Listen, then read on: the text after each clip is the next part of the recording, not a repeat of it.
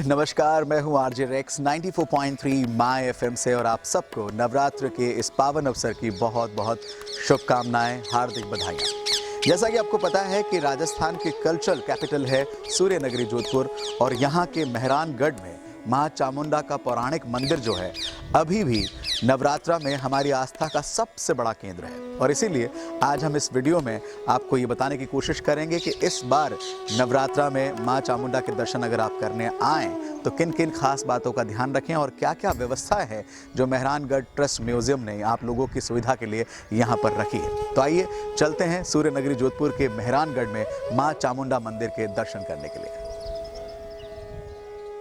इस बार नवरात्रा में Mehrangarh museum trust ने एक और व्यवस्था रखी है जिसका हर श्रद्धालु को जो इस मंदिर के दर्शन के लिए आएंगे उनको खासा ख्याल रखना पड़ेगा और वो है सुरक्षा जांच यानी कि चेक पॉइंट। यहाँ पर आपको अपना आईडी प्रूफ दिखाना होगा। बिना आईडी प्रूफ के आपको थोड़ा सा यहाँ परमिशन मुश्किल से मिलेगी। सो जितने भी श्रद्धालु नवरात्रा में माँ के दरबार दर्शन करने आने वाले हैं या आना चाहते हैं उनसे मैं यही निवेदन करूंगा कि अपना आईडी कार्ड का कॉपी जो है वो अपने साथ में ज़रूर रखें, क्योंकि आपको यहाँ अपना आईडी कार्ड शो करना पड़ेगा, उसके बाद ही आप एंटर कर पाएंगे।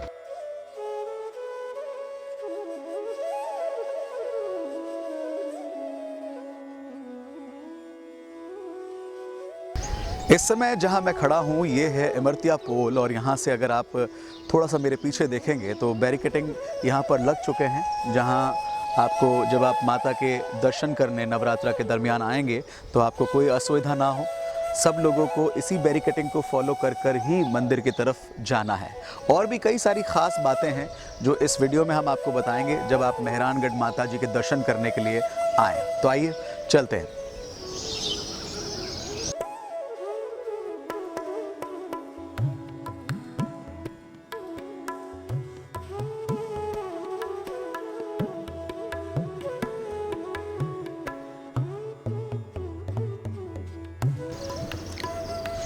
आप मेरे पीछे जो बैरिकेडिंग देख रहे हैं वहाँ तक आप सबको एक साथ आना है, यानी कि महिला पुरुष बच्चे सबको इसी रास्ते से ऊपर की तरफ बढ़ना है मेहरानगढ़ के लिए। और जब आप इस पॉइंट पर पहुँचेंगे तो यहाँ से बच्चे महिला अलग हो जाएंगे और पुरुषों का रास्ता अलग हो जाएगा। सबसे पहले मैं आपको बताना चाहूँगा ये जो रास्ता है ये महिलाओं, बच्चों और हैंडीकैप्ड लोगों के लिए है जिससे कि उनको जाने में आसानी रहे। और दूसरी तरफ आप देखेंगे पुरुषों के लिए यानी कि मेल्स के जाने का रास्ता जो है वो इस तरफ से है। आइए चलते हैं।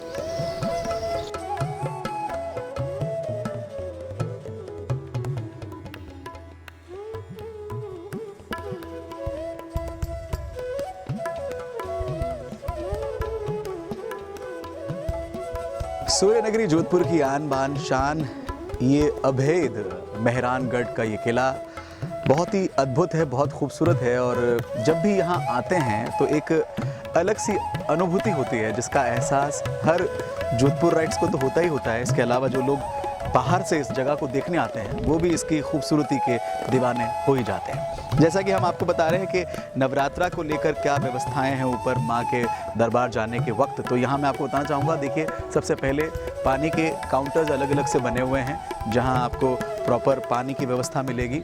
इसके अलावा प्रेस के लिए भी इस बार एक अलग से ब्लॉक बनाया गया है जहाँ प्रेस के लोग बैठ सकते हैं, जो भी कवरेज उनको करना है वो कवरेज वो कर सकते हैं। साथ ही साथ मेडिकल फैसिलिटीज़ यहाँ पर दी गई है आपको, यानी कि किसी को भी कोई मेडिकल इमरजेंसी हो तो उन्हें यहाँ पर सारी सुविधाएं मिले।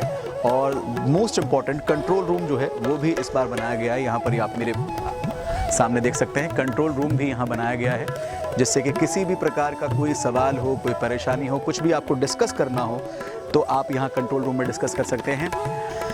जब आप मंदिर की तरफ आगे बढ़ेंगे तो एक ख़ास बात का ध्यान आपको रखना है कि प्रसाद जो है वो मंदिर में नहीं चढ़ता है। उसके पहले दो ऐसे चेक पॉइंट हैं, महिलाओं के लिए अलग, पुरुषों के लिए अलग, जहाँ पर आपको प्रसाद चढ़ाना है। इस समय अगर आप मेरे पीछे देख रहे होंगे तो ये वो चेक पॉइंट है जहाँ महिलाएं, बच्चे और दिव्यांगजन जो हैं वो प्रसाद चढ़ा पाएंगे और उसके बाद में आप सीधे मंदिर की तरफ प्रस्थान करेंगे।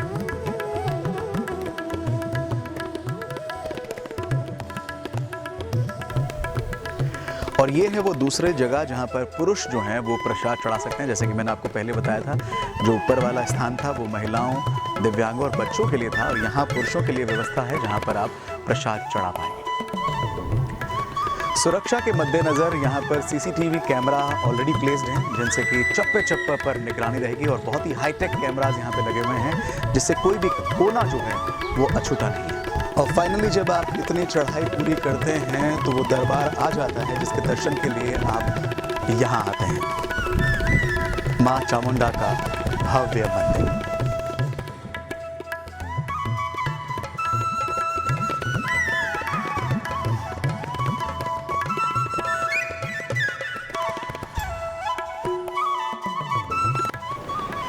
गढ़ जोधाने ऊपरे बैठी पंख पसार, अंबा थारो आसरो तू हिज है रखवार।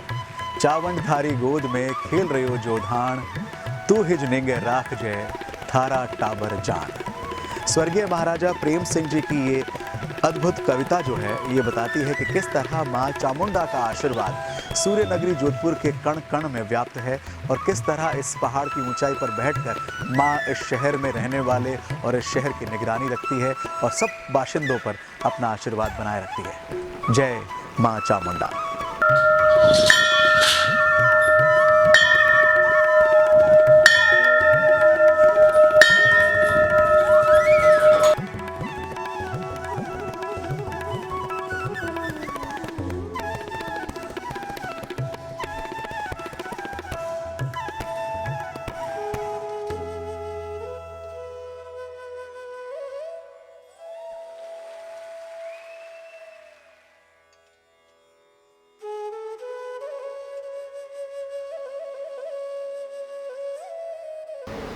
तो फाइनली हम उस दरबार में पहुंचे और भी काफ़ी खास बातें इस प्राचीन मंदिर के बारे में। पंडित जी, आपका स्वागत है हमारे साथ इस विशेष वीडियो में। सबसे पहले मैं आपसे जानना चाहूँगा कि इस मंदिर का महत्व क्या है, माँ चामुंडा के मंदिर का? सबसे पहले माँ चामुंडा का आप सभी को आशीर्वाद है, आपके जीवन में खुशहाली बनी रहे, ये माँ से प्रार्थना करते हैं।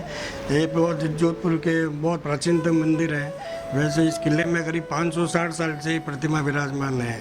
इससे पूर्व ये जोधपुर के पास में मंडू रियासत थी, माता जी वहाँ पर किले में विराजमान थे, वहाँ से यहाँ लाए। करीब लगभग 560 साल हो गए हैं। महत्व के बारे में इस मंदिर का काफ़ी महत्व है और जोधपुर के लोगों की काफ़ी आस्था है और पूरा उनको विश्वास है माता जी के प्रति। 1965 की लड़ाई में जब पाकिस्तान ने जोधपुर बम फेंके थे, उस वक्त लगभग एक भी बम फटा नहीं था, बाद में नष्ट किए, उनको नुकसान नहीं पहुंचा था। उसके बाद में लोगों की और आस्था बढ़ गई और काफ़ी संख्या में जोधपुर के लोग आने लगे।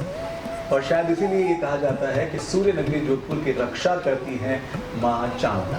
पंडित जी, आपसे जानना चाहूँगा, आप कितने समय से यहाँ पूजा पाठ कर रहे हैं? मैं लगभग 36 साल हो गए माता जी की पूजा अर्चना नियमित रूप से करता आ रहा हूँ। जी, हमें बताइए कि नवरात्रा के दौरान कब पाठ खोलेंगे जहाँ श्रद्धालु आकर माता जी के दर्शन कर सकें?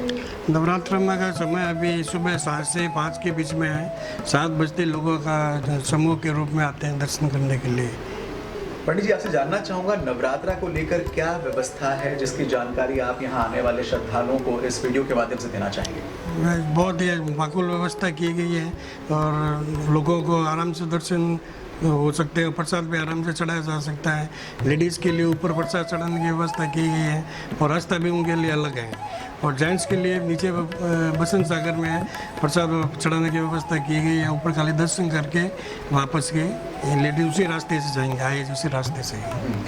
इन नवरात्र के दौरान क्या इस मंदिर पांडाल की परिक्रमा होगी या नहीं होगी? परिक्रमा असंभव हो जाएगी, थोड़ी भीड़ ज़्यादा होने, रास्ता भी थोड़ा सी संकड़ा है, इसीलिए रहेगा। अच्छा, इस प्राचीन मंदिर के बारे में तो हमने बहुत कुछ जाना, माँ की अद्भुत प्रतिमा के बारे में भी जाना। एक चीज़ जो हमेशा लोग करते हैं मंदिरों में जब जाते हैं तो फोटो क्लिक करते हैं, तो क्या इस दरमियान फोटो अलाउड रहेगी? फोटो वैसे नहीं करना चाहिए, देवताओं की फोटो नहीं ली जाती, देवता हमेशा दिल में बसते हैं। बार बार माता जी के प्रति लोगों के इस तरह से पर्यटक स्थल के रूप में भी जाना जाएगा, मंदिर के रूप में नहीं जाना जाएगा। बहुत खूबसूरत बात कही है। यहाँ जितने भी जो हमारे व्यूवर्स हैं जो देख रहे हैं, ये पंडित जी का मैसेज जो है आप तक ज़रूर पहुँचना चाहिए और आप ज़्यादातर लोगों तक पहुँचाएं कि मंदिरों में जब आप आएँ तो वहाँ की फ़ोटो क्लिक ना करें, उनको मन में बसाकर अपने साथ लेकर जाएँ। तो खासा ध्यान रखें, यहाँ आने के बाद में आप यहाँ की फ़ोटो भी क्लिक नहीं कर पाएंगे, माँ के दर्शन ज़रूर कर सकेंगे आप। आपसे जानना चाहूँगा पंडित जी, नवरात्रा में कोई विशेष पूजा होती है यहाँ पर?